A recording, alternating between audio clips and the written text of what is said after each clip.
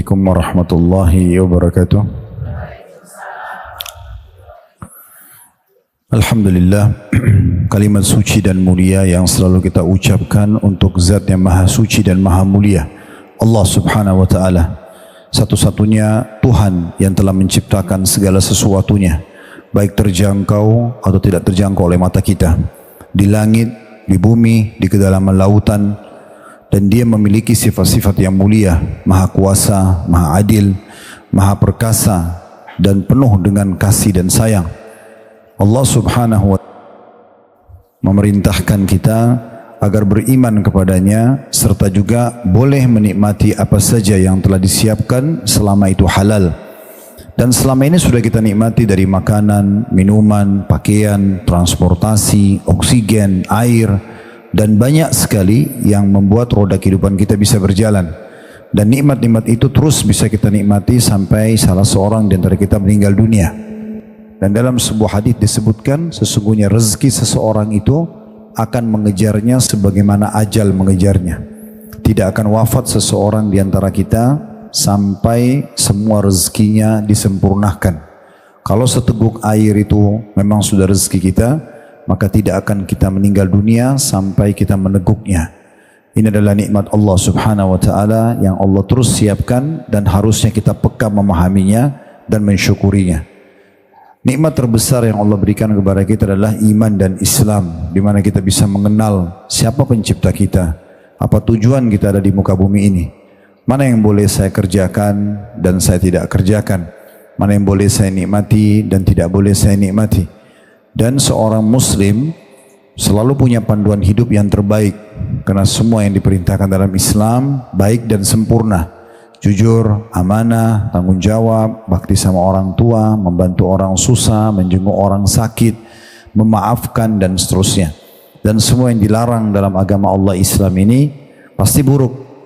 Menggibah, gunjing, memfitnah, memukul, mencuri, membunuh. Maka nikmat ini adalah sangat luar biasa, karena merupakan kendaraan terbaik kita melalui roda kehidupan di muka bumi ini. Kita punya panduan hidup dan menjadi sempurna sebagai manusia, dan kita juga akan mendapatkan balasan yang baik di akhirat sana. Oleh karena itu kita harus mempertahankan nikmat besar ini sampai wafat. Allah berfirman dalam Al-Quran, وَلَا تَمُوتُنَّ إِلَّا وَأَنْتُمْ مُسْلِمُونَ. Jangan kalian meninggal dunia kecuali dalam keadaan Islam.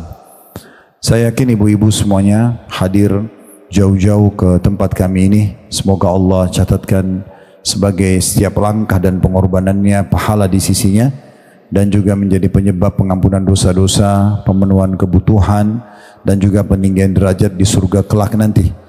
Semoga semua yang hadir, apapun hajat dunia akhiratnya, dikabulkan oleh Allah Subhanahu wa Ta'ala. Yang masih sakit disembuhkan penyakitnya, yang terlilit utang dilunasi utangnya, dan apapun hajat-hajat dunia akhiratnya, semoga Allah segera kabulkan dan penuhi.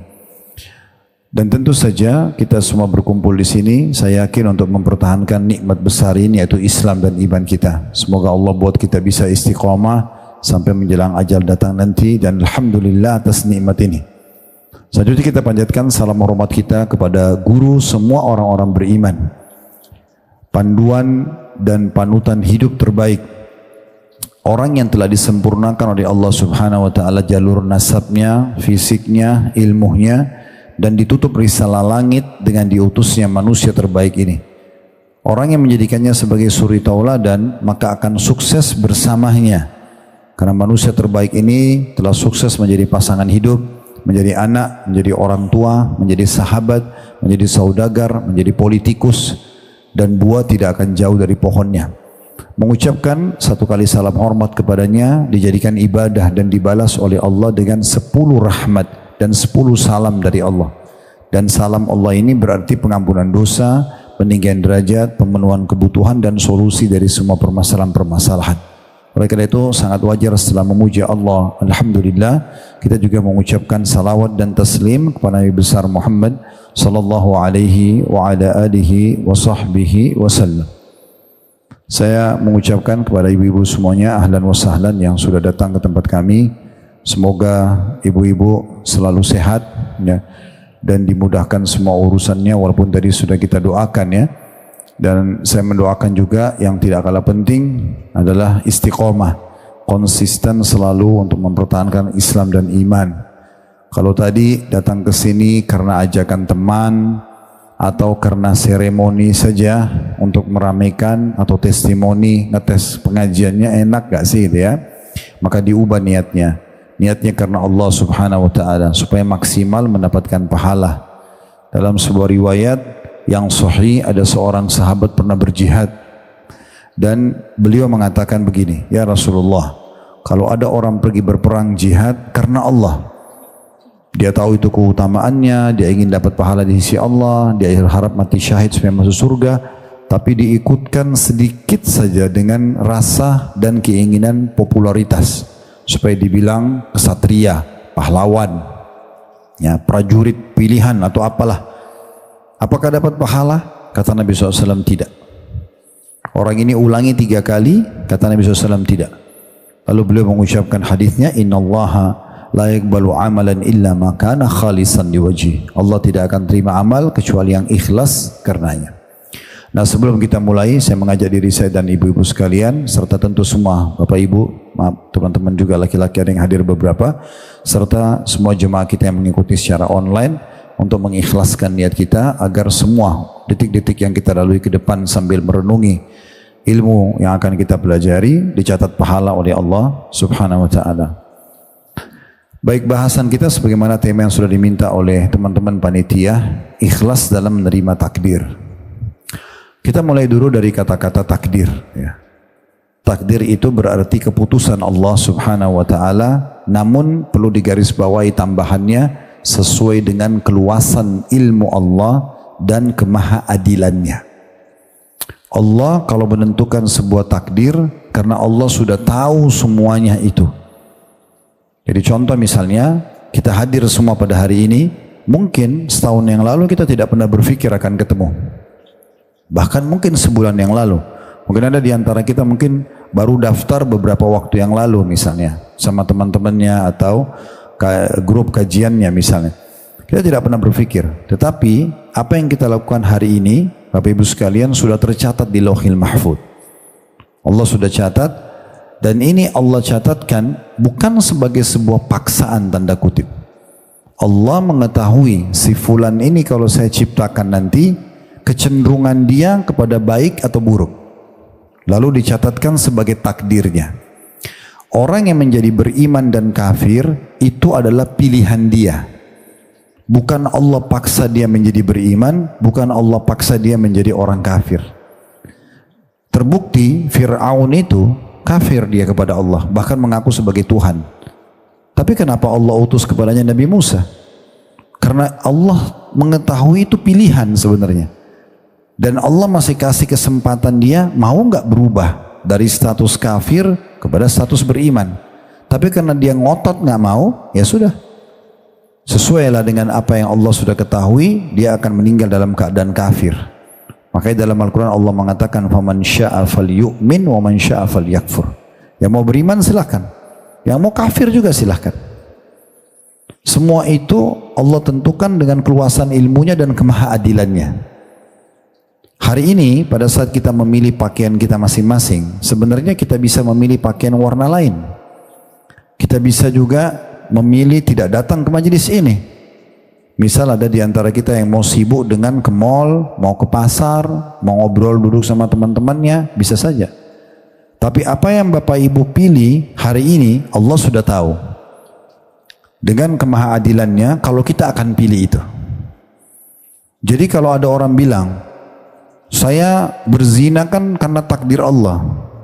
Benar. Tetapi Allah bukan suruh kamu berzina. Allah menciptakan nikah dan zina. Yang satu boleh, yang satu tidak boleh. Dua-duanya pelampiasan biologis. Kalau mengikuti pernikahan ada pahalanya. Melakukan perbuatan zina ada dosanya. Yang milih nikah atau zina adalah manusia itu. Sehingga dia memilih perbuatan tersebut, dan Allah sudah tahu dari sebelum diciptakan, di waktu itu, di tempat itu dia akan pilih zina, dicatat sebagai takdirnya. Bisa difahami ya? Sehingga yang perlu digarisbawahi, semua takdir Allah itu baik. Ini pembukaan kita, Ibu sekalian ya. Jadi semua takdir Allah itu baik. Tidak ada takdir Allah yang tidak baik. Allah menciptakan baik dan buruk. Baik untuk kita nikmati dan kita kerjakan, buruk untuk kita hati-hati dan meninggalkannya. Seperti itu, ya. Sehingga kalau ada orang terjerumus pada keburukan, itu pilihan dia. Nanti Allah berikan dia peluang untuk taubat, untuk menyesal. Kalau dia tidak mau, ya sudah. Nah, ini termasuk kebaikan dari Allah Subhanahu wa taala. Kan bisa saja kalau Allah mau, begitu orang itu buat satu dosa, Allah matikan langsung. Tapi tidak seperti itu. Apakah Bapak Ibu menyadari setiap orang yang berbuat dosa itu tidak dihukum di awalnya? Misal contoh, maling yang ketangkap atau koruptor yang ketangkap. Itu ketangkapnya setelah sekian kali dia maling. Bukan di awal dia maling. Kalau kita rentet histori sejarah orang itu, kita akan temukan mungkin dari SD dia sudah biasa maling. Tapi tidak ada yang tahu. Mungkin ambil pulpen temannya, ambil pensil temannya, suka ngambil kue temannya, suka ambil punya orang tuanya, kecil-kecil gitu. Lama-lama nanti jadi besar. Tapi bukan Allah hukum dia di awal kejadiannya. Orang yang berzina lalu ketahuan di hotel, lalu terpublish nasional, atau misalnya kena gempa bumi rubuh dalam kondisi ditemukan jasadnya meninggal berzina misalnya, itu pasti zina yang kesekian. Bukan di awal. Karena Allah itu maunya kita selamat sebenarnya. Makanya Allah berikan kita sinyal-sinyal. Di saat Allah ciptakan satu hal yang dianggap buruk oleh manusia dan Allah larang tidak boleh, misalnya berzina tadi. Kita kalau mau buat, Allah datangkan sinyalnya. Kita takut, khawatir. Nanti kalau ketahuan bagaimana ya? Hampir semua manusia sama. Supaya dia tidak lakukan. Kalaupun dia tetap mau melakukannya, nanti Allah datangkan peringatan lebih besar lagi. Seperti contohnya ada yang lihat dia, supaya dia malu. Dia kembali enggak? Kalau tetap dilakukan juga, maka Allah datangkan peringatan yang lebih besar lagi. Nah, seperti itu. Ya, jadi garis bawahi baik-baik, takdir itu semuanya kalau dari sisi Allah baik. Dari sisi Allah SWT baik, gitu ya. Makanya di dalam sebuah hadis yang mulia, kata Nabi Muhammad SAW, dan hadis ini adalah hadis yang sahih, diriwayatkan oleh Imam Ahmad, "Ajibtu lil mu'min." Aku sangat kagum dengan perkara orang-orang beriman. Kata Nabi Muhammad SAW, "Inna Allah la yaqdi lil mu'mini qadhan illa kana khairan lah." Karena Allah tidak menakdirkan satu keputusan buat orang beriman kecuali pasti baik buat dia. Coba kalau Bapak Ibu pertahankan imannya, apa yang kita lalui sehari-hari itu pasti baik semuanya. Kita bisa makan, kita bisa tidur. Sekarang berapa tahun umur kita? Dan berapa banyak kita rasakan kenikmatan. Bahkan kadang-kadang orang yang masih melakukan pelanggaran masih dikasih nikmat sama Allah. Kecuali sudah benar-benar melampaui batas, nah baru Allah berikan kepada dia hukuman yang berat. Gitu kan? Tidak mungkin Allah salah dengan janjinya. Orang beriman, orang beramal soleh, Allah mengatakan lanuhyiyannahu hayatan thayyibah. Kami akan hidupkan dia dengan kehidupan yang nyaman dan layak. Itu nggak mungkin salah. Udah, ibu dan bapak perbaikin hubungannya dengan Allah, baik semuanya. Nah, yang jadi masalah kita mulai masuk ke pelanggaran-pelanggaran yang Allah larang, akhirnya terjadilah pengurangan hak kita. Mirip kalau kita kerja di perusahaan, beda antara pegawai yang rajin, berprestasi, dia akan terima gajinya. Nah gitu kan. Bahkan dia bisa naik pangkat, bisa naik jabatan, bisa juga dapat bonus tambahan. Dibandingkan dengan pegawai yang ugal-ugalan. Dia kerja apa yang kapan dia mau, pekerjaannya kadang-kadang selesai tidak, kadang-kadang malas datang kantor. Nah itu seperti orang yang malas ibadah, maka berkuranglah fasilitasnya. Nah seperti itu. Jadi Nabi SAW mengatakan, sungguh saya kagum dengan perkara orang beriman karena Allah tidak takdirkan untuknya kecuali kebaikan. Di dalam hadis yang lain, kata Nabi SAW, ajaban li amri mu'min, sungguh mengagumkan perkara orang-orang beriman. Inna amrahu kullahu khair. Karena semua urusannya orang beriman pasti baik. In asabahu sarra syakr. Kalau dia diberikan nikmat, ya, dia bersyukur. Wa in asabahu dharra sabar. Kalau diberikan ujian maka dia bersabar. Wala yakunu dzalika lil mu'min. Itu tidak dimiliki kecuali orang-orang beriman. Ya. Jadi perlu digarisbawahi bahwa saya memang Takdir Allah itu sebenarnya semuanya yang Allah tentukan baik. Bagaimana kita mempertemukan ini? Dengan hadis Nabi SAW tentang rukun iman. Rukun iman, Bapak Ibu sekalian, yang keenam setelah iman kepada Allah, iman kepada malaikat, iman kepada kitab-kitab, iman kepada rasul-rasul, iman kepada hari kiamat, yang terakhir iman kepada takdir baik dan takdir buruk. Nah, bagaimana caranya kita memahami ini? Sementara ada bahasa atau kata-kata takdir baik dan takdir buruk. Nah, yang dimaksud dengan takdir buruk adalah pada makhluk itu, bukan keputusannya Allah. Kalau keputusan Allah semuanya baik. Yang buruk adalah si makhluk tadi. Contoh misalnya Allah larang makan babi, tapi dia sengaja makan, maka jadi buruk buat dia nanti hukumannya, gitu ya. Nah, seperti itu. Jadi jangan pernah salah faham dengan masalah ini, karena nanti orang bisa bersangka buruk kepada Allah Subhanahu wa taala. Sebagai rincian dari apa yang kami sampaikan, ada salah satu ulama, Syekh Utsaimin namanya rahimahullah. Beliau mengatakan, menjelaskan dalam buku Syarah Al-Arba'in An-Nawawiyah, di penjelasan tentang 40 hadis pilihan Imam Nawawi di halaman 88, beliau mengatakan takdir itu tidak ada yang buruk dari sisi Allah. Yang buruk hanyalah pada yang ditakdirkan atau makhluk.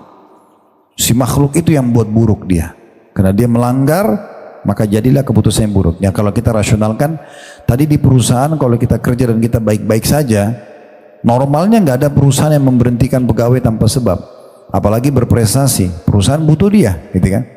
Harusnya dia dikasih lebih, gitu kan? Dipertahankan. Yang dihukum itu siapa? Orang-orang yang buruk. Dan perlu Anda tahu, perusahaan tidak mau orang buruk sebenarnya. Tapi setelah ketahuan dia buruk, baru dihukum, dikasih SP, surat peringatan 1, 2, 3, nggak mau dengar ya sudah dikeluarkan.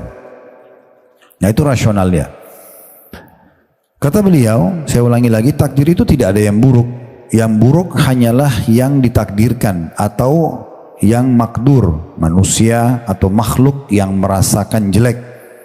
Takdir jika dilihat dari perbuatan Allah itu semuanya takdir baik. Ya.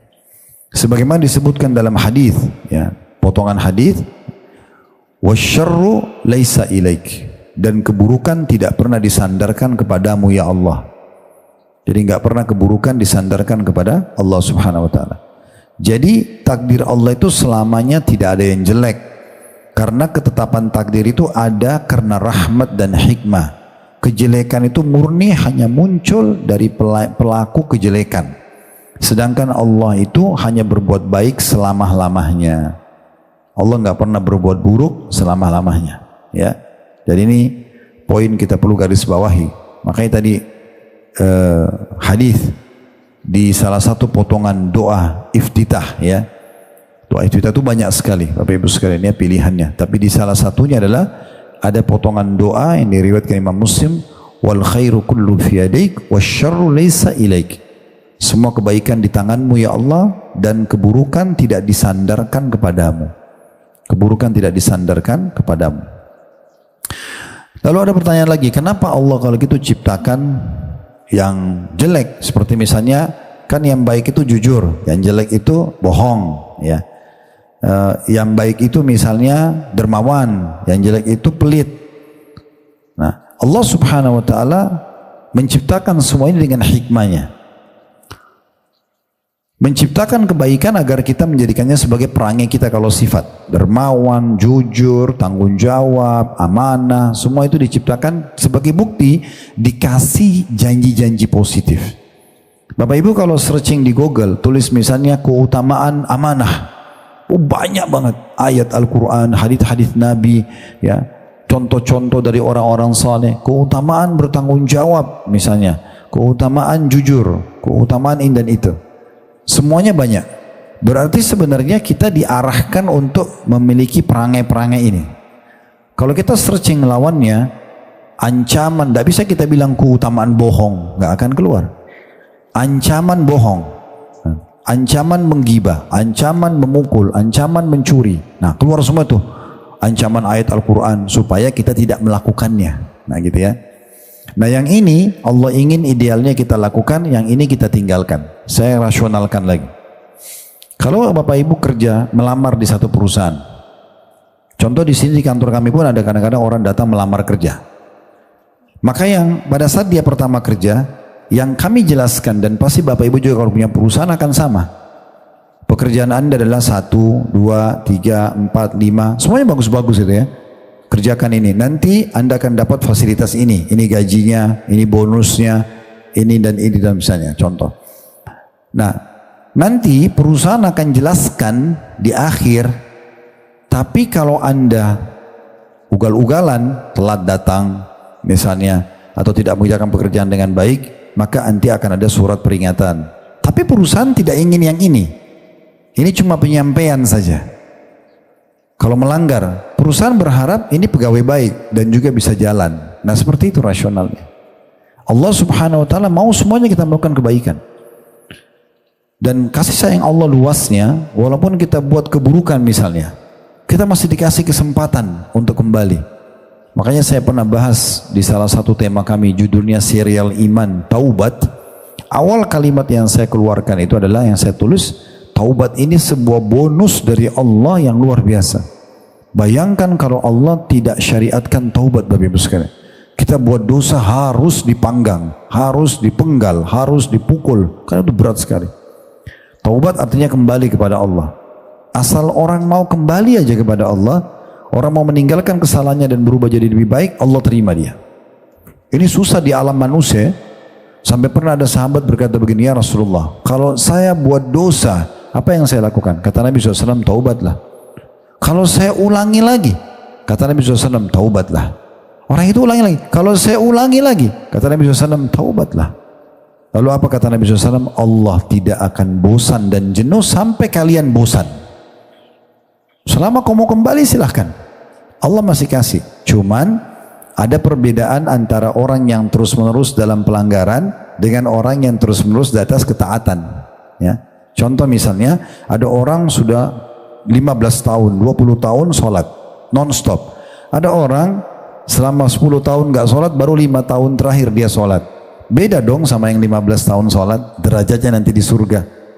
Tapi yang ini masih dikasih kesempatan dengan taubat, oke, kamu masih bisa selamat, tapi gak bisa sama derajatnya dengan yang orang yang rutin. Nanti ini yang membedakan tingkatan kita di surga. Tapi masih dikasih peluang dia untuk baik. Kembali, berarti takdirnya Allah itu semua baik. Bahkan bagi para pelanggar pun masih dikasih kesempatan. Kalau takdir itu sifatnya mutlak luar biasa, pokoknya yang taat dapat, yang melanggar langsung dihukum, matikan, putuskan urat sarafnya, siksa langsung. Itu luar biasa. Siapa di antara kita yang tidak melakukan pelanggaran? Kan begitu. Jadi poin ini perlu digarisbawahi. Tentu Allah subhanahu wa ta'ala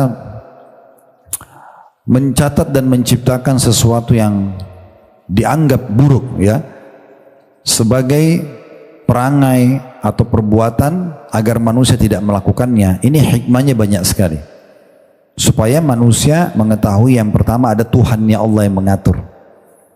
Kalau Anda mengatakan, Ustaz, kenapa Allah nggak ciptakan yang baik-baik aja semua, kenapa harus ada yang buruk? Ya Allah sengaja ingin menguji hambanya. Kita patuh nggak secara totalitas? Dan kadang-kadang yang kita anggap buruk itu kalau tidak ada, nanti yang baik ini tidak terlalu maksimal kita menikmatinya. Sebagai contoh misalnya, sehat dan sakit.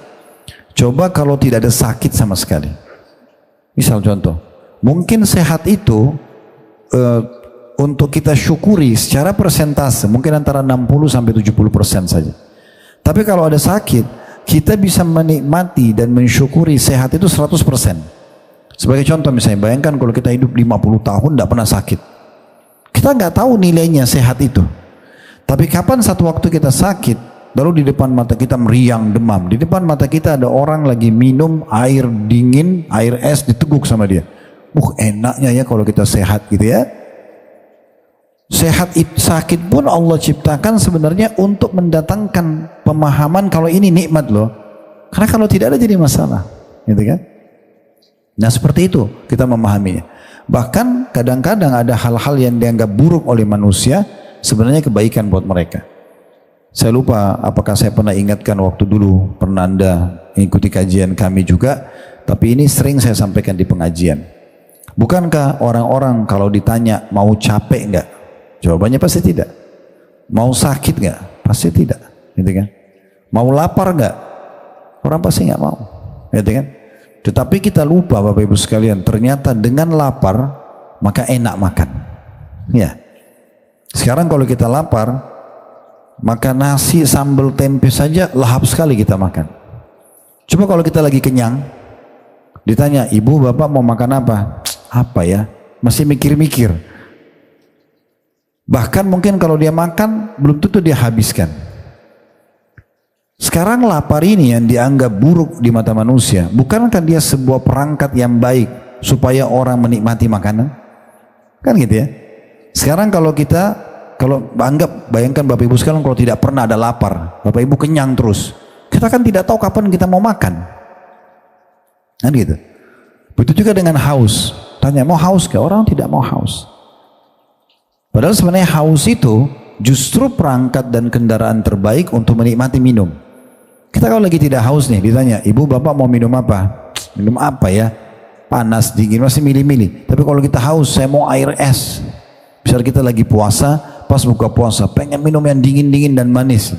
Di situ kita nikmatin benar setiap tegukannya. Belum tentu kita rasakan setiap tegukan nikmat begitu setiap harinya, belum tentu. Hanya pada haus saja. Sekarang kalau dari pagi, Bapak Ibu tidur terus. Misal tidur, habis subuh tidur sampai malam. Contoh, anggaplah dia muslim, dia bangun sholat, tapi tidur lagi. Seharian tidur. Malam disuruh tidur lagi, mau tidur nggak? Sudah enggak. Kadang-kadang kita kalau sudah di atas 30-40 tahun itu, mungkin tidurnya maksimal 6 jam. Kita nggak bisa lagi kayak anak kecil 8 jam gitu ya. Mau paksa tidur juga nggak bisa. Benar nggak? Ya, jadi memang 6 jam itu sudah maksimal. Jadi kalau kita tidur terus, anggap 6 sampai 8 jam, malam, siang misalnya, atau pagi sampai siang, sampai sore, malam suruh tidur nggak bisa tidur lagi. Tapi coba kalau dari pagi kita aktivitas, capeknya luar biasa, malam tidur 2 jam aja, enak nggak? Nah, berarti capek itu pun sebuah perangkat yang positif, benar nggak? Makanya mulai sekarang kalau lapar, kalau haus, kalau capek, jangan bilang aduh lapar, aduh haus, aduh capek. Alhamdulillah lapar, alhamdulillah haus, alhamdulillah capek. Karena dengan itu kita rasa kenikmatan, termasuk sakit juga. Alhamdulillah saya sakit, karena dengan ini saya tahu nilainya kesehatan itu. Nah, ini cara memahaminya.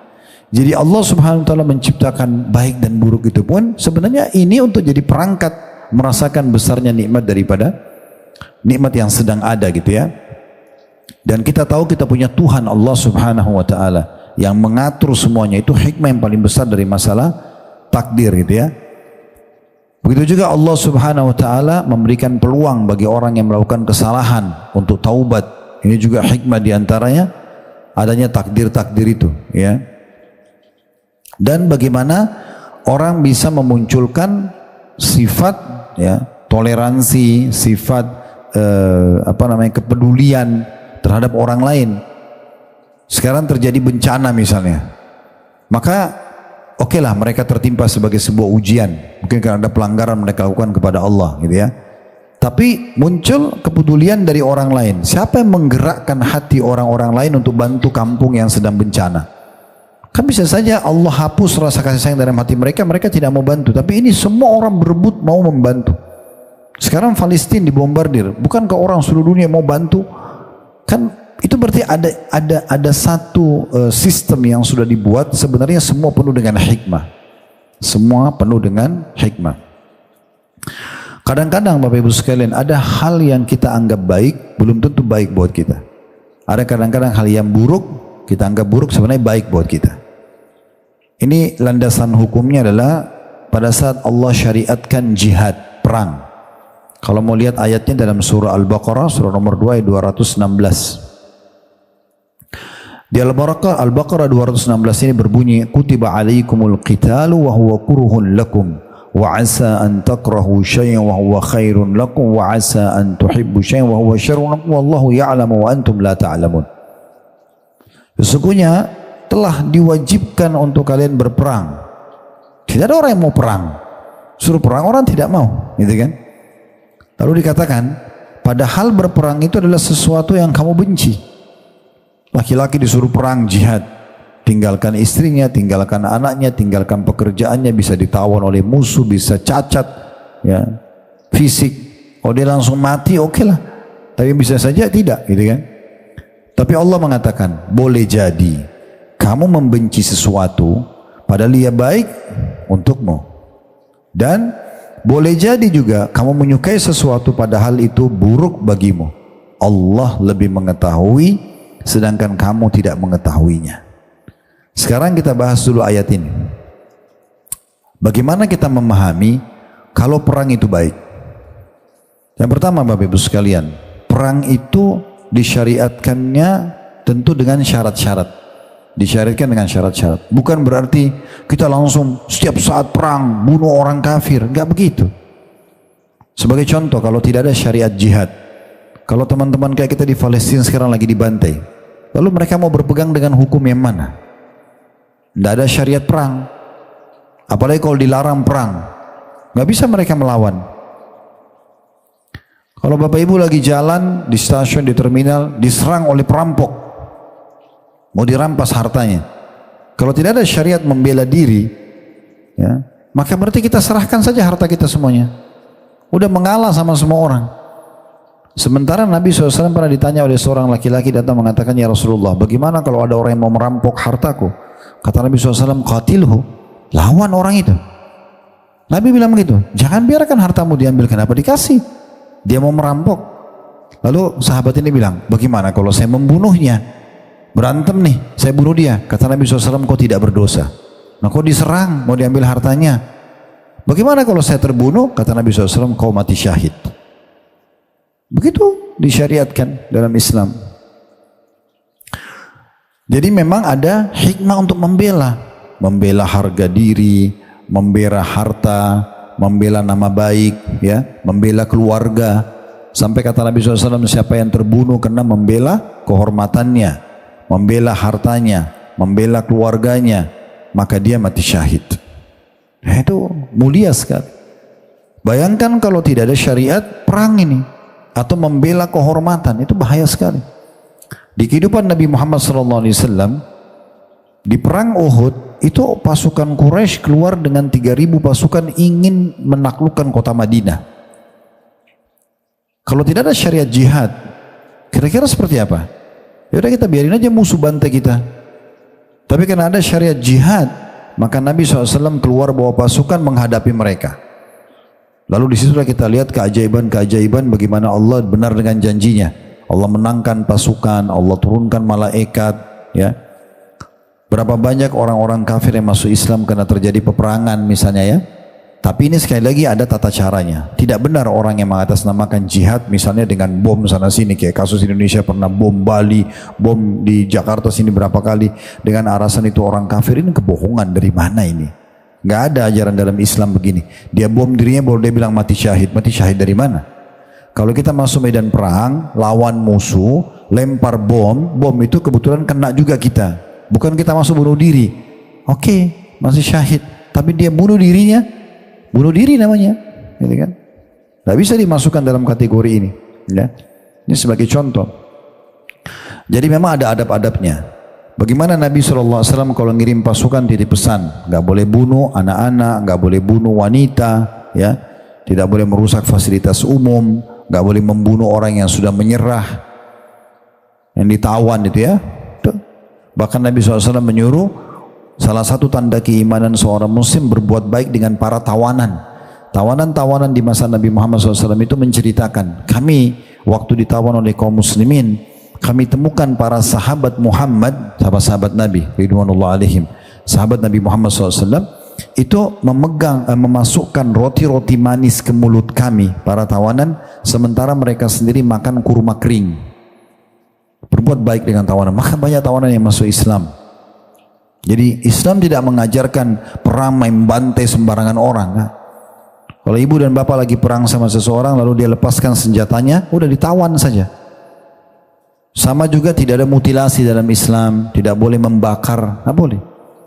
Nabi SAW marah kalau ada orang yang membakar, setelah beliau mengatakan tidak pantas membakar kecuali pemilik api itu. Ya. Tidak ada mutilasi dalam Islam. Kita udah tusuk musuh mati, ya sudah. Makanya kata Nabi SAW, Allah menyuruh kalian berbuat baik pada segala sesuatunya. Kalau kalian harus membunuh, bunuhlah dengan cara yang santun. Udah, apa yang dibutuhkan misalnya, memukul bagian tubuhnya, sudah mati ya sudah. Dan kalau kalian menyembelih, menyembelihlah dengan cara yang santun. Tajamkan pisau, tenangkan sembelihan kalian. Sama hewan sampai seperti itu. Sampai pernah ada sahabat di masa Nabi SAW mau sembelih domba, ditidurin, ya, kemudian diinjak perutnya sama dia, orang itu, lalu dia asap pisau sambil domba itu melihat. Nabi SAW lihat, Nabi mengatakan apa? Apa kau ingin membunuhnya 2 kali? Kenapa kau tidak asa sebelumnya?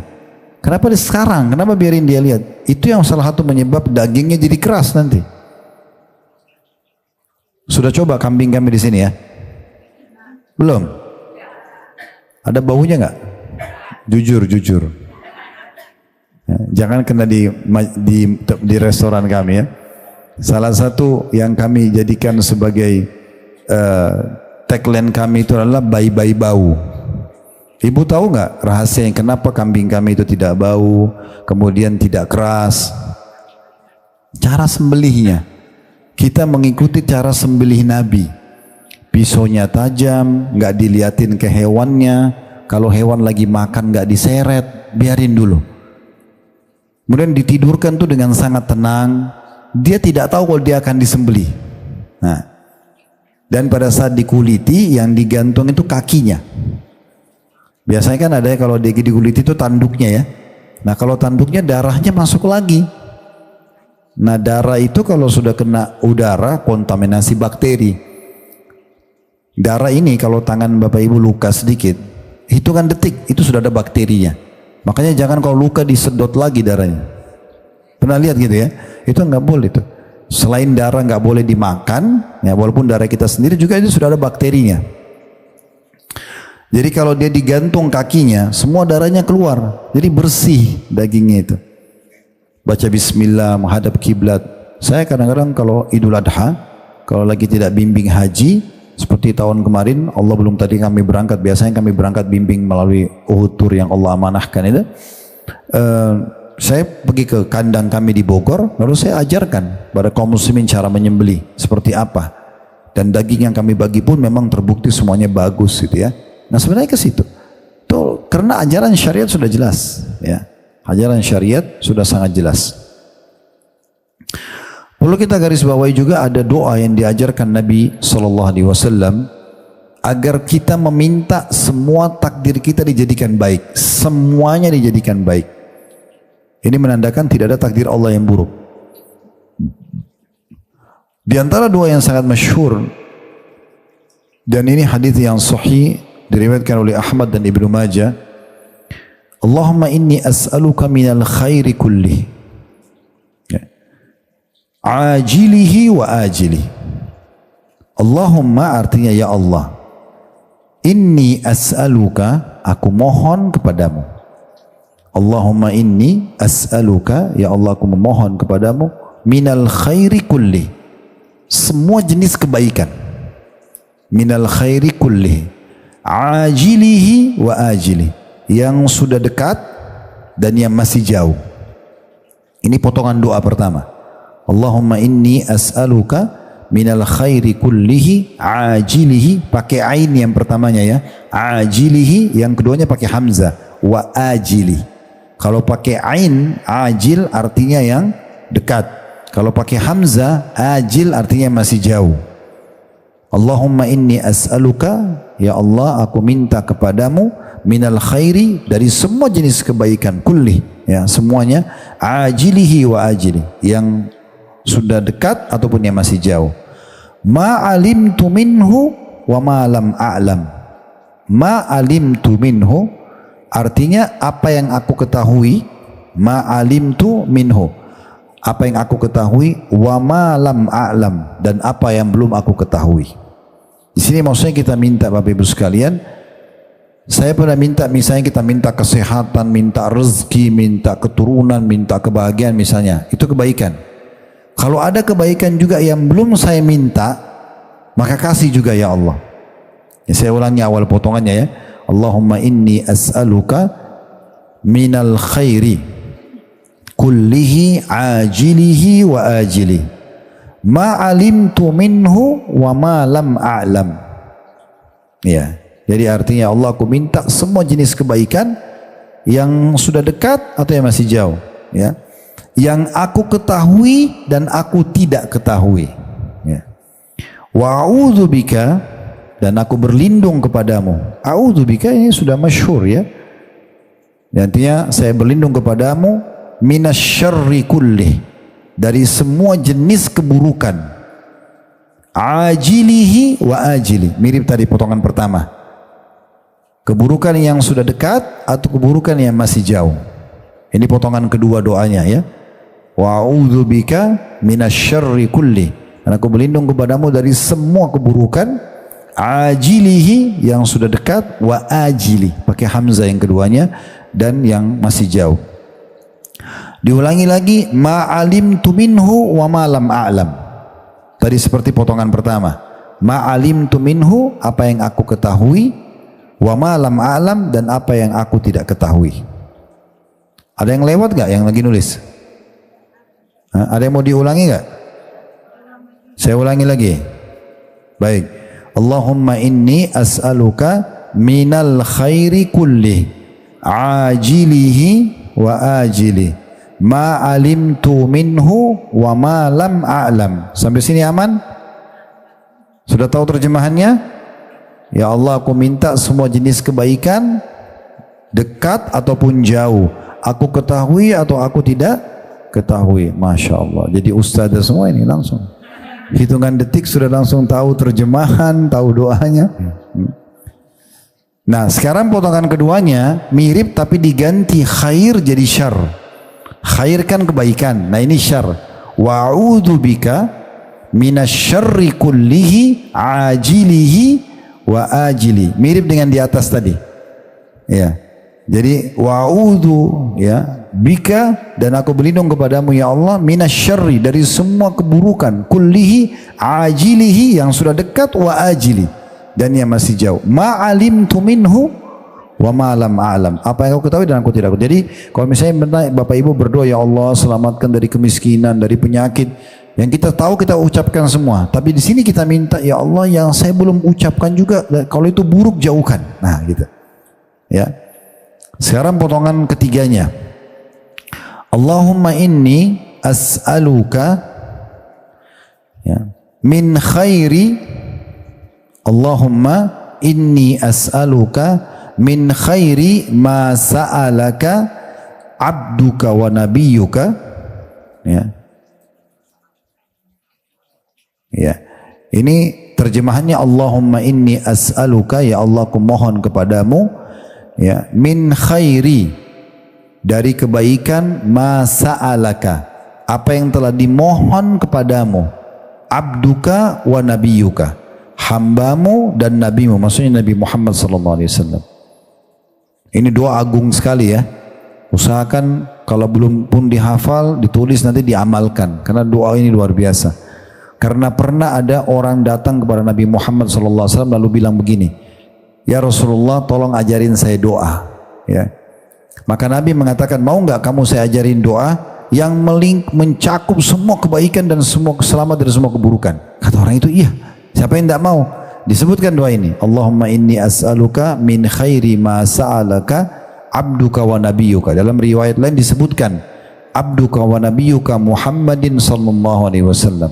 Ya Allah, aku minta semua kebaikan yang pernah hambamu dan nabimu Muhammad minta. Bayangkan, berarti kalau doa-doa yang Nabi Muhammad pernah sampaikan dari kebaikan yang kita tidak hafal pun, semua kita dapat dengan sebutin doa ini. Ini merangkum semuanya, ya. Jadi saya ulangi, Allahumma inni as'aluka khaira, ya, Allahumma inni as'aluka min khairi ma sa'alaka abduka wa nabiyyuka. Dalam riwayat lain ditambah Muhammadin sallallahu alaihi wasallam. Kemudian wa'udzubika, ini lanjutannya masih sama, ini potongan ketiga doa, ya. Wa'udzubika min syarri, ya, dan aku berlindung kepadamu dari keburukan, ya, ma'adza bihi abduka wa nabiyyuka, wa a'udzu bika min syarri ma 'adza bihi 'abduka wa nabiyyuka. Artinya, dan aku berlindung kepadamu ya Allah dari keburukan yang telah nabimu dan hambamu dan nabimu berlindung darinya. Wa a'udzu bika min syarri ma 'adza bihi nabi 'abduka wa nabiyyuka. Sampai sini aman? Ulangin lagi. Allahumma inni, di potongan ketiga doa ya. Jadi yang pertama, Allahumma inni as'aluka khaira kullihi ajilihi wa ajili ma'alimtu minhu wa ma'lam a'lam wa a'udzubika minasyarri kullihi ajilihi wa ajili ma'alimtu minhu wa ma'lam a'lam. Ya. Kemudian Allahumma inni as'aluka min khairi ma sa'alaka ya abduka wa nabiyyuka wa a'udzubika min syarri ma 'adza bihi abduka wa nabiyyuka. Ini artinya, ya Allah, aku minta semua kebaikan nabimu dan hambamu pernah minta, Nabi Muhammad SAW, dan aku berlindung kepadamu dari semua keburukan yang pernah hamba dan nabimu berlindung darinya. Gitu ya. Baik, sekarang potongan selanjutnya ya. Ini doanya satu kesatuan sebenarnya ya. Allahumma, nanti saya ulangi lagi. Sekarang kita tulis dulu ya kalau mau tulis. Allahumma inni as'alukal jannata. Allahumma inni as'alukal jannata wa ma qarraba ilaiha. Wa ma qarraba ilaiha. Ya, Allahumma inni as'alukal jannata wa ma qarraba ilaiha min qaulin au amal. Saya ulangi ya. Allahumma artinya ya Allah, inni as'aluka, aku mohon kepadamu al jannata, surga, wa ma qarraba ilaiha, dan apapun yang bisa mendekatkan kepadanya, min qaulin, dari setiap perkataan ya, au amal, atau perbuatan, au amal ya. Ya. Ada yang ketinggalan? Ya, ma qarraba ilaiha min qaulin aw amal, gitu ya. Baik, sekarang lanjutannya masih di ini potongan keempat doa tadi ya. Wa a'udzubika minan nari, wa a'udzubika minan nari, dan aku berlindung kepadamu dari api neraka. Wa ma qarraba ilaiha, wa ma qarraba, mirip dengan tadi. Wa ma qarraba ilaiha, dan apapun yang bisa mendekatkan kepadanya, mendekat ke neraka itu ya, min qaulin au amal, dari perkataan ataupun perbuatan. Nanti kita ulangi semua dari awal ya. Au amal. Ya. Tadi kan kita minta surga dan apapun yang bisa mendekatkan kita kepadanya dari perkataan dan perbuatan. Nah, potongannya yang selanjutnya, aku berlindung kepadamu dari neraka dan apa saja yang bisa mendekatkan ke neraka itu dari perkataan dan perbuatan gitu. Nah, yang terakhir ini, potongan terakhir ini yang jadi saksi bahasan kita. Wa as'aluka, ini potongan terakhir doa. Wa as'aluka an taj'ala, wa as'aluka an taj'ala kulla qada'in. Saya ulangi, wa as'aluka an taj'ala kulla qada'in, kulla qada'in, ya, qada'in. Saya ulangi, wa as'aluka an taj'ala kulla qada'in qadaitahu, qadaitahu li, tambah li setelahnya khairan. Itu terakhir. Saya ulangi ya, wa as'aluka an taj'ala kulla qada'in qadaitahu li khairan. Artinya, ya Allah, aku mohon kepadamu agar engkau menakdirkan, menjadikan semua keputusanmu untukku kebaikan. Nah, ini kita dianjurkan berdoa ini. Berarti bisa nggak takdir kita semua baik? Bisa. Bisa, gitu kan? Itu sederhananya, sering berdoa kepada Allah SWT, dan kita jaga keimanan dan amal soleh kita. Sama dengan kalau kita berprestasi di perusahaan, dapat semuanya. Nggak ada, bukan cuma di dunia, di akhirat juga kita dapat. Jadi tinggal bagaimana kita mengontrol saja. Setiap ada bisikan syaitan yang membuat kita supaya berbuat dosa, ya kita tepis. Baik, kita ulangi dari awal doanya ya. Allahumma inni as'aluka minal khairi kullihi ajilihi wa ajili. Ya Allah, aku minta semua jenis kebaikan, ya, cepat atau lambat, yang sudah dekat atau yang masih jauh. Ma'alimtu minhu wa ma'lam a'lam. Yang aku ketahui dan aku tidak ketahui. Sekarang masih potongan pertama ini. Lanjutannya, wa'udzubika minasyarri kullihi ajilihi wa ajili.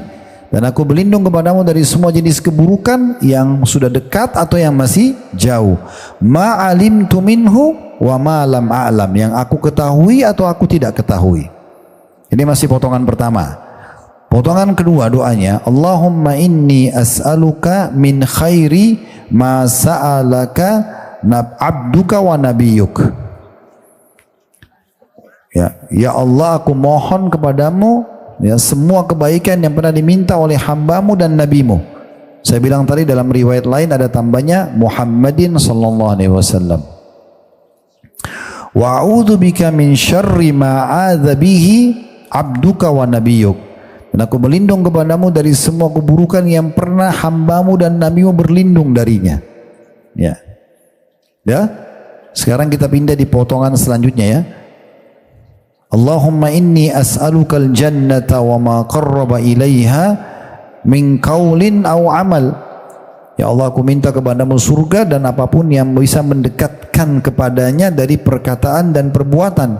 Wa a'udzubika minan nari wa ma qarraba ilaiha min qaulin aw amal. Dan aku berlindung kepadamu dari neraka dan apapun yang mendekatkan kepadanya dari perkataan dan perbuatan. Nah, potongan terakhir doa ini jadi saksi bahasan kita. Wa as'aluka an taj'ala kulla qada'in qadaitahu li khaira. Dan jadikan semua yang engkau takdirkan kepadaku ya Allah itu kebaikan. Semuanya baik. Tidak ada lagi keburukan. Ya. Ada sebuah kisah disampaikan oleh seorang dosen di Ummul Qura. Ya. Sekarang beliau sudah tidak ngajar lagi di sana, tetapi beliau doktor di bidang akidah, dan beliau cerita tentang sahabat dekatnya. Ada kejadian nyata di Saudi ya, di Mekah waktu itu. Doktor ini bernama Muhammad. Beliau menceritakan ada sahabat dekatnya melamar seorang wanita. Dia sangat suka sekali sama perempuan itu. Begitu lamar, diterima, sudah sepakat maharnya, tanggal pernikahan, segala macam sudah oke. Sudah sepakati. Kurang lebih 2 atau 3 bulan sebelum akad nikah, tiba-tiba pihak wanita membatalkan sepihak. Tanpa sebab. Si calon mempelai laki-laki ini, temannya Dr. Muhammad, coba ngelobi ke orang tuanya, nanya, gak ada jawaban. Orang tuanya bilang, kami juga nggak tahu. Nanya anaknya, pokoknya anak perempuan ini cuma mau tolong batalkan pernikahan. Apa sebabnya? Saya nggak tahu. Pokoknya saya tidak mau. Di lobi keluarganya nggak mau pokoknya. Intinya dibatalkan pernikahan.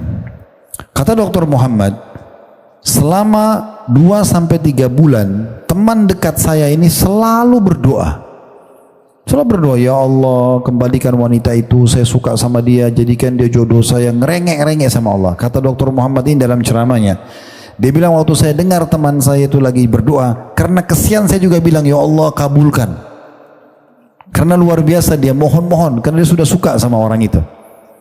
Tapi kata Dr. Muhammad, uniknya Allah nggak kasih. Allah nggak takdirkan, ya, nggak dikasih sama Allah. Sampai lewat hari H yang harusnya mereka nikah, ini sudah dibatalin 2-3 bulan sebelumnya. Selama ini terus dia berdoa nih. Pas tiba hari H, sudah lewat tanggal yang disepakati. Berarti orang juga sudah pastikan undangan batal semuanya. Perempuan ini dilamar laki-laki lain, dia terima.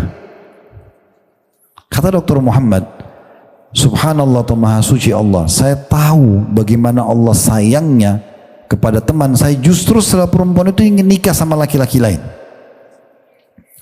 Bulan pertama menikah, Karena Dr. Muhammad ini kenal juga keluarga perempuan ini. Beliau bilang, bulan pertama menikah, perempuan itu divonis kena kanker payudara, ganas yang harus dipotong payudaranya. Kisahnya begitu. Yang sebelah kanan. Jadi baru 1 bulan menikah tanpa payudara sebelah. Bulan kedua dari pernikahan, kanker itu menyebar ke payudara sebelah kiri dan harus dipotong dua-duanya. Di bulan ketiga, ini kisah nyata. Ternyata ditemukan ada masalah di urat saraf di otak belakang wanita ini membuat kedua matanya buta. Dan di bulan keempat perempuan itu meninggal dunia. Kata Dr. Muhammad, Maha Suci Allah yang menyelamatkan teman saya. Kalau dia belum nikah saja begitu sukanya sama itu perempuan, bagaimana kalau sudah nikah? Nanti dia akan lebih suka, dia akan lebih terpukul nanti kalau dia nikah. Karena ternyata dia hanya bisa menjadi pendamping istrinya 4 bulan, meninggal lagi. Cacat lagi, kan gitu. Jadi Allah menyelamatkan kita dari banyak hal Bapak Ibu sekalian yang mungkin buruk depan mata kita. Mungkin kita nggak jadi nikah sama si fulan, nanti setelah sekian tahun baru kita tahu, oh ternyata dia koruptor, oh ternyata dia penjahat. Syukur dulu saya nggak nikah sama dia. Bisa begitu. Mungkin satu waktu kita pernah mau bisnis sama seseorang nggak jadi. Kita baru tahu sekian lama, oh ternyata memang dia penipu. Berapa banyak hal-hal yang seperti itu. Oleh karena itu kesimpulannya adalah bersangka baik sama Allah. Apapun yang Allah takdirkan hidup kita pasti baik. Kita mau keluar rumah nih, sudah janjian, ibu-ibu sudah rapi, hujan deras. Alhamdulillah, berarti ada hikmahnya. Kita tidak tahu. Kisah yang lain terjadi juga di Eropa. Salah satu pengusaha muslim, dia mau take off dari satu negara Eropa ke negara Eropa yang lain. Kisahnya begitu. Dia harus meeting nih di sana. Takdirnya Allah luar biasa. Orang ini soleh. Dia datang ke bandara, masih ada setengah jam sebelum take off, tapi sudah closing, tidak bisa lagi terima. Dia mohon-mohon, padahal dia pakai bisnis kelas, nggak bisa. Pesawat masih ada, udah nggak bisa, sudah tutup, nggak boleh. Dia lobby nggak bisa. Akhirnya apa boleh buat? Dia telepon ke teman-temannya di sana, saya nggak bisa, saya harus next flightnya, nanti penerbangan sesudahnya. Udah sambil dia nunggu, sambil dia merenung apa hikmahnya ya. Subhanallah 15 menit pesawat yang tadi take off itu jatuh. Kecelakaan. Dia tadinya bertanya-tanya dalam dirinya apa nih ya. Padahal kalau dia meeting bisa untung sekian banyak. Justru setelah lihat itu kecelakaan, alhamdulillah. Amalkan ini ya. Sebagai penutup dalam ceramah kita, silakan kalau ada yang mau bertanya sudah ini. Nabi Muhammad SAW itu selalu memuji Allah dalam setiap keadaan Bapak Ibu sekalian. Level manusia itu kan yang paling buruk dikasih nikmat berkeluh kesah. Kalau kita ketemu sama orang seperti ini cirinya begini Bapak Ibu sekalian. Kalau kita ketemu pasti dari awal ketemu sampai akhir keluhan semua. Suaminya buruk, pembantunya buruk, istrinya buruk, pekerjaannya buruk, semuanya jelek. Ini jangan jadikan teman ini, nggak boleh. Gak ada syukurnya sama sekali, semuanya salah. Ini manusia buruk. Di atasnya standar orang-orang beriman. Diberikan nikmat, bersyukur. Diberikan ujian, dia bersabar. Tapi ada level di atasnya. Ini yang Nabi Muhammad SAW amalkan. Diberikan nikmat bersyukur, diberikan ujian bersyukur. Ujian pun bersyukur. Ya, karena beliau sangat faham dan mengajarkan kepada kita harus memahami Allah tidak menantikan kecuali kebaikan. Walaupun itu buruk di mata kita sekarang, belum tentu buruk ke depannya, gitu kan? Allah lebih tahu, kan seperti itu. Maka Nabi Muhammad SAW dikatakan dalam riwayat yang sahih, kalau beliau sedang ada nikmat, beliau mengucapkan Alhamdulillahilladzi bi ni'matihi tatimmus shalihat. Itu diamalkan Bapak Ibu sekalian ya. Kalau ada nikmat, syukurnya bukan cuma Alhamdulillah, tapi Alhamdulillahilladzi bi ni'matihi tatimmus shalihat. Itu beliau baca. Artinya alhamdulillah segala puji bagi Allah alladzi bi ni'matihi tatimmus shalihat, yang semua kebaikan tersempurnakan karena izinnya ya. Kemudian Nabi Muhammad SAW kalau dapat ujian beliau masih bilang alhamdulillah, tapi akhirnya ala kulli hal, segala puji dan puja kehadirat Allah dalam setiap keadaan. Jadi ujian pun datang, alhamdulillah ala kulli hal, maksudnya pasti ini baik, saya tetap muji Allah gitu. Nah, seperti itulah. Maka itu ada pahala sendiri. Allahu a'lam. Dan semoga sekali lagi Allah ikhlaskan niat kita dan jadikan ini sebagai tambahan amal buat kita hari kiamat. dan semoga saja yang semua yang hadir offline ataupun online diampuni dosa-dosanya, kemudian diangkat derajatnya, dan semoga Allah selalu menjaga negara kita, kemerdekaan, persatuan dan kesatuannya. Allah berikan petunjuk para pemimpin menjalankan tugas dan amanah dengan baik, dan juga Allah menjadikan kita masyarakat yang selalu gotong royong dengan pemerintah selama bukan maksiat kepada Allah untuk menjaga nikmat kemerdekaan, persatuan dan kesatuan. Dan siapapun yang menginginkan keburukan bagi agama kita, bagi negeri kita, bagi keluarga dan diri kita sendiri, semoga Allah kembalikan tipu daya mereka pada diri mereka sendiri. Dan semoga Allah menolong saudara-saudara kita dimanapun yang sedang tertindas, terutama di Palestina. Semoga Allah berikan mereka kemerdekaan sebagaimana Allah berikan juga kepada kita. Dan semoga Allah menyatukan kita kelak di surga firdausnya tanpa hisab, sebagaimana Allah satukan kita dalam majlis ilmu yang mulia ini. Allahumma amin. Kalau ada benar dari Allah, silakan Bapak Ibu ambil dan amalkan. Kalau ada salah dari saya, tolong dimaafkan, dan saya istighfar kepada Allah Subhanahu wa taala. Subhanakallahumma bihamdika asyhadu an la ilaha illa anta astaghfiruka wa atubu ilaik. Wassalamualaikum warahmatullahi wabarakatuh.